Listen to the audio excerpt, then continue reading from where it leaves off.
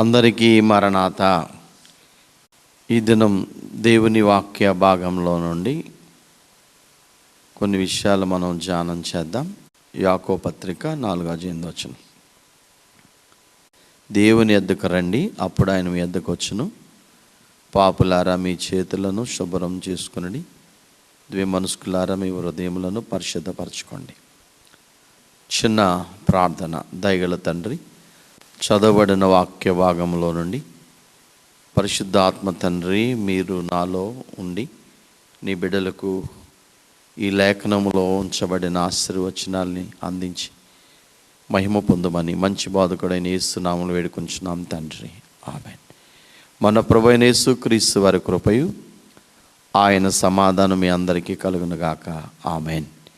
ప్రభునందు ప్రియమైన దేవుని పిల్లలారా, ఈరోజు ప్రసంగ ధ్యాన అంశం ఏంటంటే యాకోబు పత్రిక 4:8 దేవుని యొద్దకు రండి, అప్పుడు ఆయన మీ యొద్దకు వచ్చును.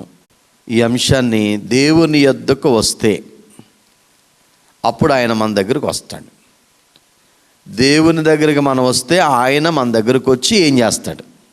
మరి మనము ఆయా అధికారుల యొద్దకు వెళ్తాం. కానీ సమస్తమును సృష్టించినటువంటి సృష్టికర్త అయిన రక్షకుడిగా భూమి మీదకి వచ్చిన ఆ ప్రభు దగ్గరికి మనం వస్తే ఆయన మన దగ్గరికి వస్తాడట. ఇది కండిషన్. మరి మనం ఆయన దగ్గరికి రాలేదనుకోండి, ఆయన మన దగ్గరికి రాడు. ఇప్పుడు మనం ఆయన దగ్గరికి వస్తే, ఆయన మన దగ్గరికి వస్తే ఏ విధమైన ఉపయోగాలు, మేలులు ఉన్నాయి? ఏం చేస్తాడు ఆయన అంటే ఒక 7 సంగతులు ఉన్నాయి బైబిల్ నుండి, మీతో పంచుకోవాలని ఆశపడుతున్నాను. మొదటి చూద్దాం. చూడండి, మత్తయి సువార్త 14:11-14 వాడు అతని తల పళ్ళెములో పెట్టి తెచ్చి ఆ చిన్నదానికి ఇచ్చాను. ఆమె తన తల్లి యొద్దకు దాన్ని తీసుకుని పోయింది. అంతటి యోహాను శిష్యులు వచ్చి శవమును ఎత్తుకుని పోయి పాతిపెట్టి యేసు వద్దకు వచ్చి తెలియజేసిరి. ఏ సంగతి విని ధోని ఎక్కి అక్కడ నుండి అరణ్య ప్రదేశం ఏకాంతంగా వెళ్ళాను. జనసమూహం ఆ సంగతి విని పట్టణము నుండి కాలినడకను ఆయన వెంట వెళ్ళిరి. ఆయన వచ్చి ఆ గొప్ప సమూహమును చూచి వారి మీద కనికరపడి వారిలో రోగులైన వారిని స్వస్థపరిచాను. ఈ లేఖన భాగంలో ప్రభు యోహాను గారు చంపబడిన తర్వాత ఆయన అక్కడ నుండి మరి ధోని ఎక్కి అరణ్య ప్రదేశానికి ఏకాంతంగా వెళ్ళారట. అప్పుడు ఆయన అక్కడ ఉండగా జనసమూహం, విస్తారమైనటువంటి జనసమూహం కాలినడకన పట్టణాల నుండి ఆయన దగ్గరకు వచ్చారట. ఆ గొప్ప జనసమూహమును చూచి కనికరపడ్డాడు. వచ్చిన వారు మామూలు కాదు, రకరకాల సమస్యలతో, వ్యాధులతో, భయంకరమైన పరిస్థితులు గుండా ఆయన దగ్గరకు వచ్చారు. వాళ్ళందరి మీద జాలి చూపాడు అన్నమాట. పాపులను, రోగులను, దయ్యాలు పట్టిన వారిని, చెదిరిపోయిన వారిని ఆయన కనికరించాడు.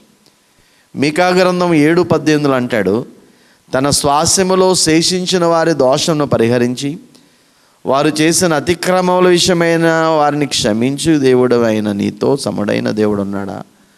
ఆయన కనికరము చూపటి ఎందు సంతోషించేవాడు గనుక నిరంతరము కోపముంచాడు.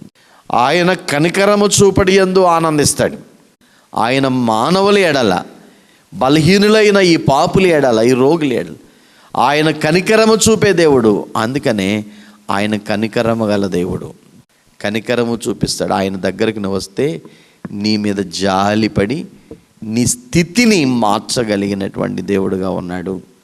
యెషయా గ్రంథం 55:7 అంటాడు, భక్తిహీనులు తమ మార్గం విడవలను, దుష్టులు తమ తలంపులను మానవలను, వారు యెహోవా వైపు తిరిగిన ఎడల ఆయన వారి యందు జాలిపడును, వారు మన దేవుని వైపు తిరిగిన ఎడల ఆయన బహుగా క్షమించును అనే మాట మనం చూస్తాం.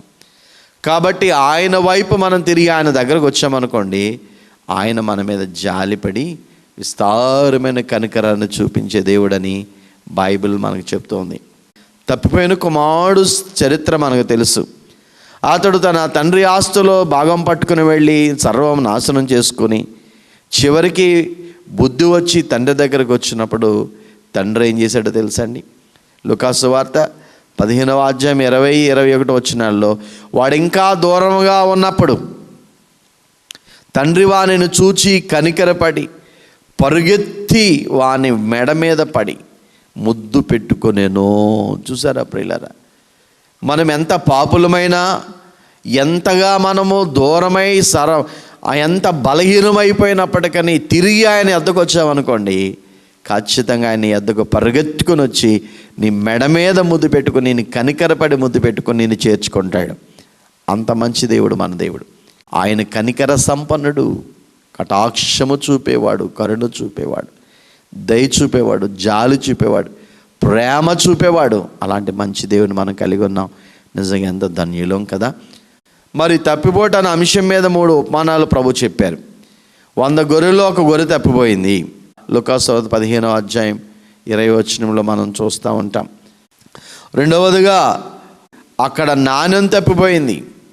మూడవదిగా మనం గమనించినట్లయితే అక్కడ కుమారుడు తప్పిపోయినట్లుగా మనం చూస్తాం. తప్పిపోటు ఒకే ఉపమానం, ఒకే అర్థాన్ని ఇచ్చేది 3 విధాలుగా చెప్పాడు ప్రభు. గొర్రెల్లో 100 గొర్రెల్లో ఒక గొర్రె తప్పిపోయింది. గొర్రెకేమో తెలుసా?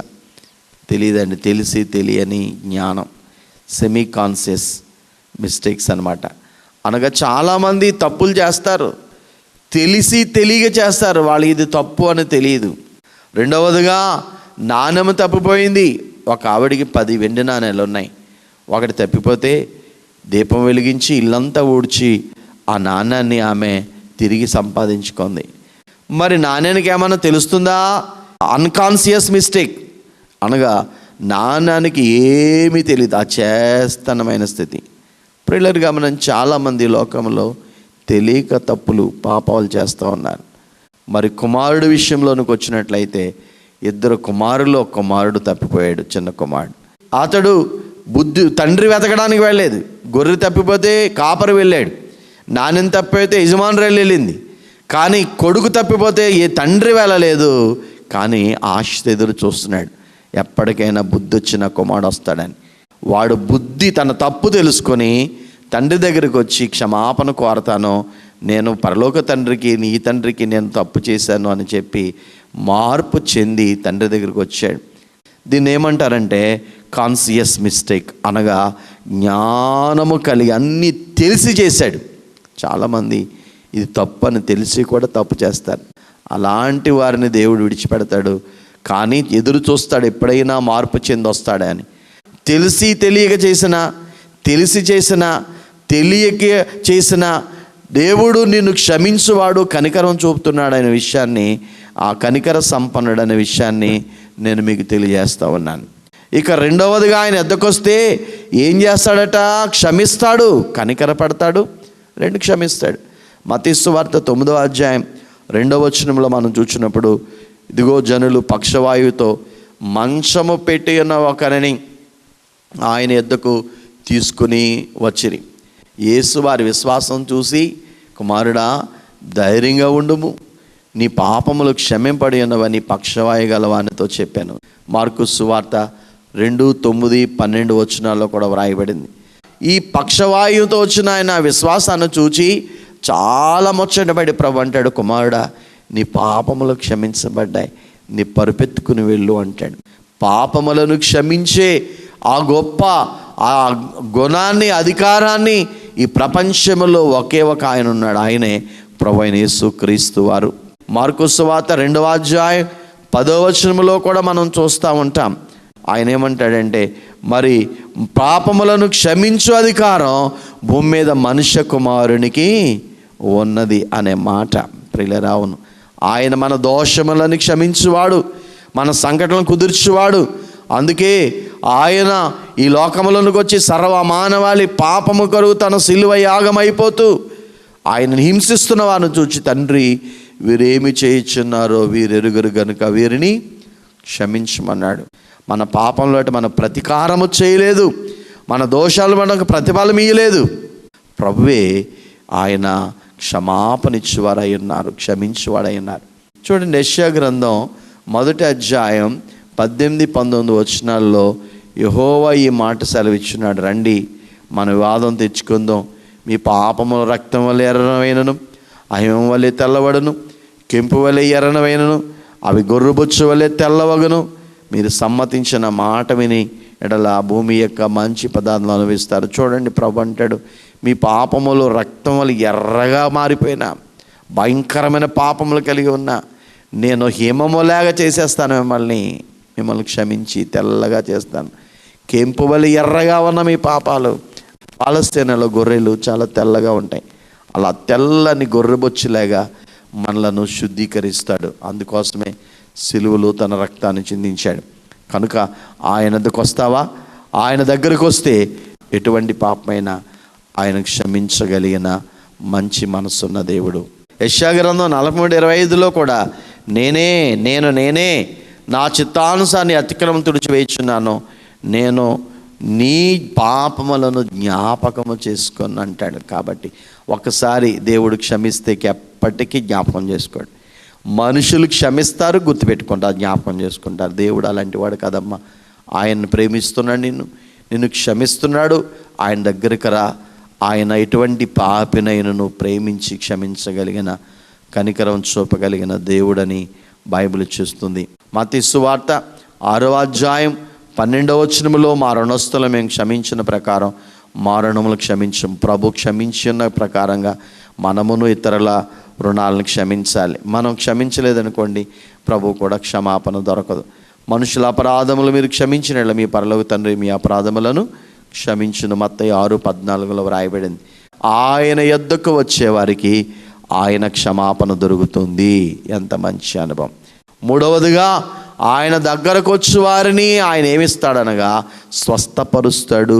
మత్తయి సువార్త 4వ అధ్యాయం 24వ వచనాన్ని మనం ఒకసారి ఆలోచించినట్లయితే, ఆయన కీర్తి సిరియా దేశమందంతా వ్యాపించెను. నానా విధమైన రోగముల చేతను వేదనల చేతను పీడింపబడుచు వ్యాధిగ్రస్తులందరూ, దయ్యం పెట్టిన వారిని, చాంద్ర రోగులను, పక్షవాయు గల వారిని ఆయన దగ్గర తీసుకుని రాగా ఆయన వారిని స్వస్థపరిచెను. రకరకాల జబ్బులు కలిగిన వాళ్ళందరినీ ప్రభు దగ్గరికి తీసుకుని వస్తే ప్రియులరా, ఆయన దగ్గరకు వచ్చారు. ప్రభు వచ్చిన వారందరికీ స్వస్థత దయచేయడం ఎంత మంచిదనం. వచ్చిన వారందరికీ స్వస్థత దయచేయుదువు, వచ్చిన వారందరికీ స్వస్థత దయచేయుదువు, రక్షకానా వందనాలు, శ్రీ రక్షకానా వందనాలు.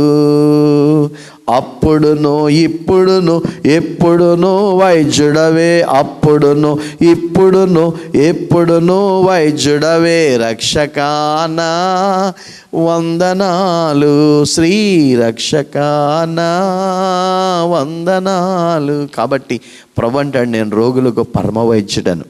ఎట్టి వ్యాధితో బాధపడుతున్నావా? భయంకరమైన శ్రమలుతున్నావా? ఈ వ్యాధి బాగవుదనేటువంటి వేదన ఎవరైనా నీకు చెప్పారా? ప్రభు అంటాడు, నా ఎద్దుకు రా, నేను నీ ఎద్దుకు వస్తాను, అప్పుడు నీ యొక్క వ్యాధులన్నీ స్వస్థపరుస్తాను అంటాడు. అందుకనే ఆయన పేరు యెహోవా రాఫా, నిన్ను స్వస్థపరచు యెహోవాను నేనే అంటాడు. ఐగుప్తులో ఏ రోగం రానియను, ఒకవేళ పొరపాటుగా వచ్చినా నేను నిన్ను బాగు చేస్తానంటాడు. అందుకనే ఆ బైబిల్ చెప్తుంది, ఆయన పొందిన దెబ్బల చేత మనకు స్వస్థత. మన పాపమును, శాపమును, మన మరణ నిత్య శిక్షను ఆయన అనుభవించాడు, మనకు లేకుండా చేశాడు కదా. ఇప్పుడు ఆయన దగ్గరికి, ఆయన ఆరోగ్య ప్రదాత, ఆయన దగ్గరికి వచ్చి ఎట్టి రోగములో ఉన్న నిరాశ చెందకు. ప్రభు దగ్గరికి రా, ప్రభు నిన్ను స్వస్థపరుస్తాడు, ఆరోగ్యం ఆయుష్కాలం ఇస్తాడు. కాబట్టి ఆయన దగ్గరకు వచ్చేవారిని ఆయన స్వస్థపరిచేటువంటి దేవుడని మనం చూస్తూ ఉంటాం. అందుకనే ఆయన గురించిన ఒక ప్రవచనం, నీతి సూర్యుడు ఉదయించును, అతని రెక్కలు మీకు ఆరోగ్యమునిస్తాయి, అప్పుడు కోవిన దూడల్లాగా మనం గంతులేస్తామని మనము మలాకీ గ్రంథం 4వ అధ్యాయం 2వ వచనములో కూడా మనం చూస్తూ ఉంటాం. కాబట్టి ఆయన దగ్గరికి రండి, ఆయన స్వస్థతని మీకు శీఘ్రంగా ప్రసాదిస్తాడు. పేతురు మొదటి పత్రిక 2వ అధ్యాయం 24వ వచనములో, మనము పాపల విషయం చనిపోయి నీతి విషయమే జీవించినట్లు ఆయన తానే తన శరీరమందు మన పాపములను రాళ్ళ మీద మోసుకొని ఆయన పొందిన గాయముల చేత మీరు స్వస్థత నొందిరి. మన పాపమును, మన శాపమును వ్యాధులను వాటన్నిటినీ ప్రభు సిలువలో పొందినట్లుగా మనం చూస్తాం. మరి బైబిల్ మిషన్లో దైవిక సొస్యాలని స్థాపించారు దైవజనులు. ఆ సొస్యాల్లో ఉన్నటువంటి ఒక స్లాగన్ ఏంటంటే, దైవజనులు చెప్పింది, మరి నమ్ముట విశ్వాసి పని, వచ్చినటువంటి వారి పని, ప్రార్థించుట అక్కడ ఉన్న యాజకుల పని, అద్భుతాలు చేయుట దేవుని పని. దేవుని దగ్గరకు వస్తే, మరి అక్కడ నీ విశ్వాసముతో దేవుని దగ్గరకు వస్తే ప్రభు అక్కడ భక్తులు ప్రార్థన చేస్తారు, ప్రభువే నిన్ను కనికరపడి స్వస్థపరచు. ఇక 4వదిగా మనం ఆలోచించినట్లయితే, ఆయన దగ్గరకు వచ్చే వారికి ఆయన ఏం చేస్తాడంటే త్రోసివేయడండి బయటికి. యోహాను సువార్త 6:37 తండ్రి నాకు అనుగ్రహించిన వారందరూ నా యొద్దకు వస్తారు, నా యొద్దకు వచ్చి వానిని ఎంత మాత్రమును బయటికి త్రోసివేయను. చూసారా, తండ్రి చిత్తం లేకుండా ఎవరు ఆయన దగ్గర వచ్చిన వారిని ఎవరిని కూడా ఆయన తోలనాడడు. ఎంత నీచమైన వారైనా, ఎంత బలహీనులైనా, ఎంత భయంకరమైనటువంటి పరిస్థితుల్లో ఉన్నా ప్రభు దగ్గరికి నువ్వు రావడం నేర్చుకో, ఆయన దగ్గరికి వస్తాడు, నేను ఎంత మాత్రము బయటకు త్రోసివేయడు. చూడండి, ఒక ఆఫీసర్ దగ్గరికి ఒక పేదవాడు కానీ, ఒక అధికారి దగ్గరికి ఒక చింపురు గుడ్డలతో మరి వెళ్ళిన వాడు వెళ్ళారనుకోండి, అక్కడ ఉన్నటువంటి బౌన్సర్స్ వాళ్ళని రానివ్వకుండా అడ్డుకుంటారు. అంత భయంకరంగా ఉంటుంది. కానీ ప్రభు అలాంటి వాడు కాదు. నువ్వు ఎలాంటి వాడవైనా నీవు ఆయన దగ్గరకు రాగలిగితే ఆయన నీ దగ్గరకు వచ్చి ఆయన చేసేది నిన్ను ఎన్నడూ త్రోసివేయడు, నిన్ను హత్తుకుంటాడు ఆ దేవుడు. చూడండి, కీర్తన గ్రంథం 122వ దావీదు కీర్తన మరి 1-2 చరణములు. యెహోవా మందిరమునకు వెళ్ళుదమని జనులు నాతో అన్నప్పుడు నేను సంతోషించితిని. యెరూషలేము మా పాదములు గోమలు నిలిచినవి కూడా అండి ప్రియులారా. అందుకనే దేవుడు దేవాలయానికి రావాలి, మనం ఆ మాట వినగానే సంతోషించాలి. 5వదిగా ఆయన దగ్గరకు వస్తే ఆయన ఏం చేస్తాడట, విశ్రాంతి ఇస్తాడు. మత్తయి సువార్త 11:28 ప్రయాసపడి భారం మోయుచున్న సమస్త జనులారా నా యొద్దకు రండి, నేను మీకు విశ్రాంతి కలుగజేస్తాను అంటున్నాడు. అందుకే మనం పాడతాం, రండి రండి యేసుని యొద్దకు రమ్మనుచున్నాడు,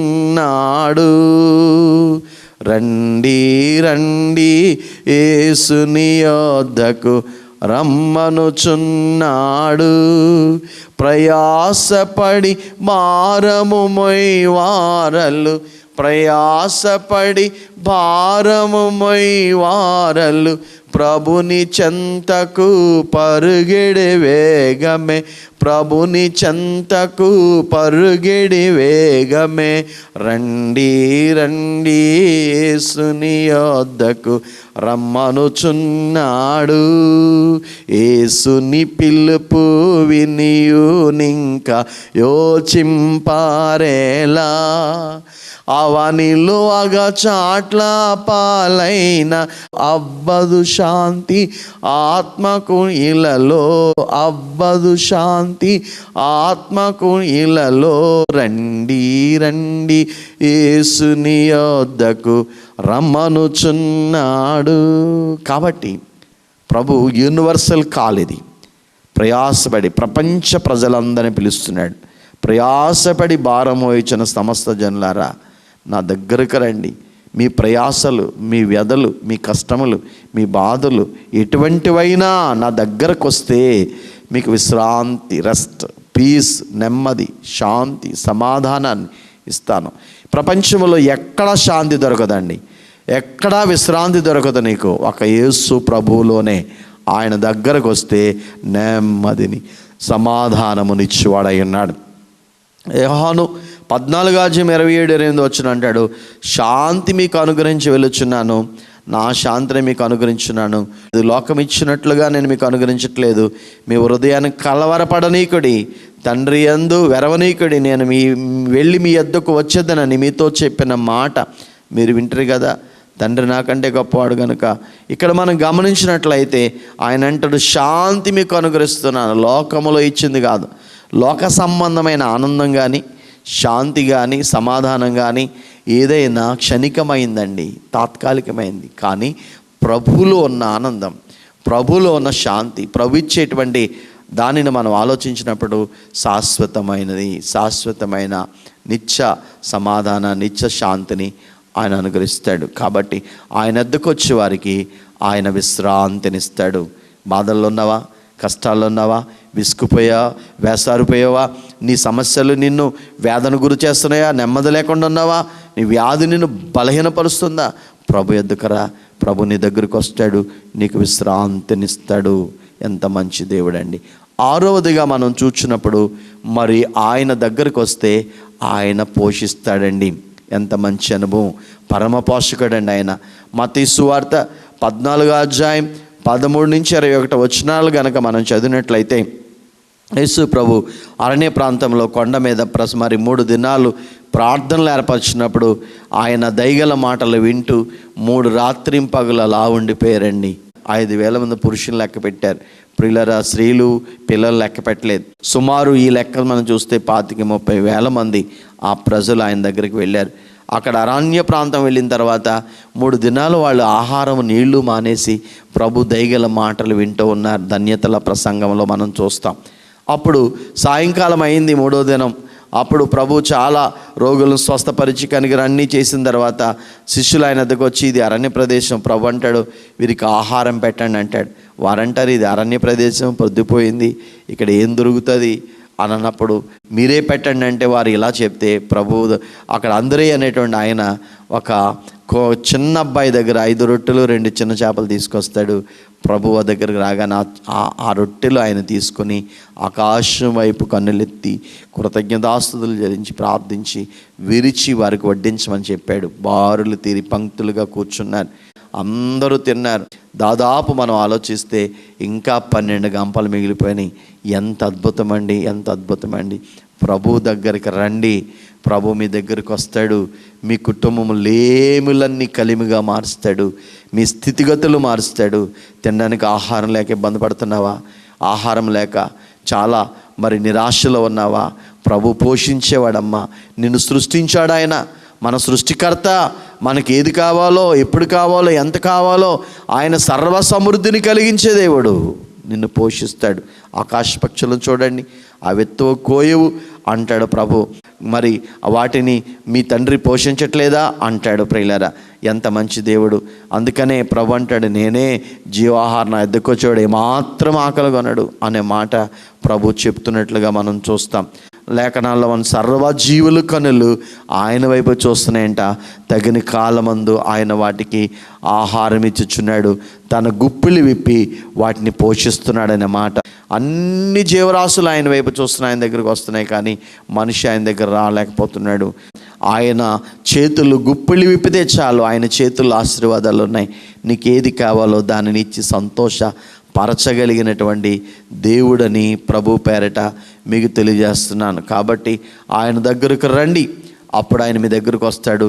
మీ దగ్గరకు వస్తే ఆయన ఏం చేస్తాడు, మీ ఇంటికి వస్తే, మీ జీవితంలోకి వస్తే, ఆయన మీ హృదయంలోకి వస్తే మీకు కావలసిన ఈవులను ఆయన అందించేవాడు అయినట్లుగా 7వ అనుభవంలోకి వస్తున్నట్లయితే ఆయన దగ్గరకు వస్తే ఆయన మనకి ఏమిస్తాడట, ఆయన నిత్య జీవాన్ని ఇస్తాడు. యోహాను సువార్త 3వ అధ్యాయం 16వ వచనంలో, దేవుడు లోకమును ఎంతో ప్రేమించెను కాగా ఆయన తన అద్వితీయ కుమారునిగా పుట్టిన వాని యందు విశ్వాసముంచి ప్రతివాడిని నశింపక నిత్య జీవం పొందినట్లు ఆయన అనుగ్రహించాను. ఆయన వద్దకు రండి, ఈ లోక జీవిత యాత్ర ముగించగానే పరలోకాన్ని మనకిస్తాడు. నిత్య జీవం, ఎటర్నల్ లైఫ్. నిరంతరము మనం ఆయన సన్నిధిలో జీవిస్తాము. ఎంత మంచి అనుభవం. యేసు ప్రభు త్వరగా వస్తున్నాడు. ఒకప్పుడు శరీరధారిగా వచ్చాడు, వచ్చి 33.5 సంవత్సరాలు జీవించి కల్వరి సిలువలో మన కొరకు ప్రాణం పెట్టి ఆయన మరణం జయించి తిరిగి లేచి వెళ్ళి మరలా త్వరగా రాబోతున్నాడు. ఆయన దగ్గరకు వస్తే నిత్య జీవాన్ని మనకు అందించేవాడై ఉన్నారు. ఇంకొక మాట ఉంది, మత్తయి సువార్త 9:29-30లో, మరి వారు నమ్ముచున్నాం ప్రభు అని ఆయనతో చెప్పి అప్పుడైనా వారి కన్నులు ముట్టి మీ నమ్మిక చెప్పున మీ కొలుగా చెప్పినంతలో వారు కన్నులు తెరవబడినట్లుగా చూస్తాం. అంటే ఇక్కడ ఏంటంటే కొంతమంది గుడ్డివారు ఆయన దగ్గరకు వచ్చారు. వచ్చినప్పుడు ప్రభువా మమ్మల్ని కరుణించమంటే ప్రభు అన్నాడు, మీరు నమ్ముతున్నారా, నేను మీకు కళ్ళు ఇస్తానంటే నమ్ముతున్నాం ప్రభు అంటే వారి కన్నులను ప్రభు అట మీ నమ్మిక చెప్పని జరుగును గాక అని చెప్పినంతలోనే ఆయన వారి కన్నులు ముట్టి మీ నమ్మిక చెప్పని జరిగినంతట్లోనే వారి కన్నులు తెరబడ్డాయి. పుట్టి గుడ్డి వాళ్ళు కన్నులు తెరబడ్డాయండి. అనగా వాళ్ళు అంధకారమే, కళ్ళు లేక చీకటే చూస్తున్నారు, వాళ్ళకి ఏమీ తెలియదు. అలాంటి వారి కన్నులు ఇచ్చి వెలుగును ప్రసాదించాడండి. చీకటి పారద్రోలబడింది. ఈ లోకములో ఆధ్యాత్మిక అంధత్వం కలిగి ఈ లోకపు అపవాది వారి మనోనేతలు గుడ్డితనం కలుగు చేస్తుంది. కాబట్టి ఆ గుడ్డితనం తొలగించి సత్యదేవుడు ఎవరో, మోక్షానికి మార్గం ఎవరో, నిజదేవుడు ఎవరో తెలియజేసి వారి జీవితాలు వెలుగులు నింపడానికే ప్రభు ఈ లోకానికి వచ్చినట్లుగా మనం చూస్తూ ఉంటాం. రండి రండి యేసుని యొద్దకు రమ్మనుచున్నాడు, యేసుని నామమునందే పరం నివాసము దొరుకును, ముక్తిని పాప విమోచనమును శక్తిమంతుడు యేసే ఇచ్చును, శక్తిమంతుడు యేసే ఇచ్చును. నేనే మార్గం, నేనే సత్యం, నేనే జీవమును, నేనేగాకింకెవ్వరు లేరని ఎంచి చెప్పిన యేసుని యొద్దకు, ఎంచి చెప్పిన యేసుని యొద్దకు రండి రండి యేసుని యొద్దకు రమ్మనుచున్నాడు. కాబట్టి ప్రియులారా, ప్రభు పిలుస్తున్నాడు. ఆయన యొద్దకు రండి, ప్రభు మీ యొద్దకు వస్తాడు. ఆయన యొద్దకు మీరు వస్తే ఆయన మీ యొద్దకు వచ్చి 7 భాగ్యములు, 8 రకాలైనటువంటి భాగ్యములు మనకి కలుగజేస్తాడు. మొదటగా ఆయన యొద్దకు వస్తే ఆయన మన యొద్దకు వచ్చి కనికరాన్ని చూపుతాడు. రెండవదిగా చూస్తే ఆయన యొద్దకు వస్తే మన పాపములను క్షమిస్తాడు. మూడవదిగా చూస్తే ఆయన యొద్దకు వస్తే ప్రియులారా ఆయన స్వస్థపరుస్తాడు, ఎట్టి రోగమైన బాగు చేస్తాడు. నాలుగవదిగా మనం చూస్తే ఆయన దగ్గరకు వస్తే ఎన్నడూ త్రోసివేయడు, మనుషులు త్రోసేస్తారు, ఆయన త్రోసేయడు. ఐదవదిగా ఆయన దగ్గరకు వస్తే విశ్రాంతినిస్తాడు, నెమ్మది లేని వారికి నెమ్మదినిస్తాడు. ఆరవదిగా ఆయన దగ్గరకు వస్తే లేమిలో ఉన్న వారిని కలిమి చేసి వారిని పోషిస్తాడు, పరమ పోషకుడు ఆయన. ఆయన వారికి నిత్య జీవాన్ని ఇస్తాడు. ఆయన దగ్గరకు వస్తే కళ్ళను గుడ్డి వారి కళ్ళను తెరిచాడు, అంటే వెలుగు నింపుతాడు మన జీవితాల్లో, నిత్య వెలుగు. ఆ ప్రభు దగ్గరికి రండి, ప్రభు మీ దగ్గరకు వస్తారు. ఆయన ఇచ్చే మేలులను, ఆశీర్వాదాలను అనుభవించి ఆయన సాక్షులమై ఆయన రాకడ సిద్ధపడే ధన్యత భాగ్యం పరిశుద్ధాత్మ తండ్రి మనందరికీ ప్రసాదించునుగాక. ఆమెన్.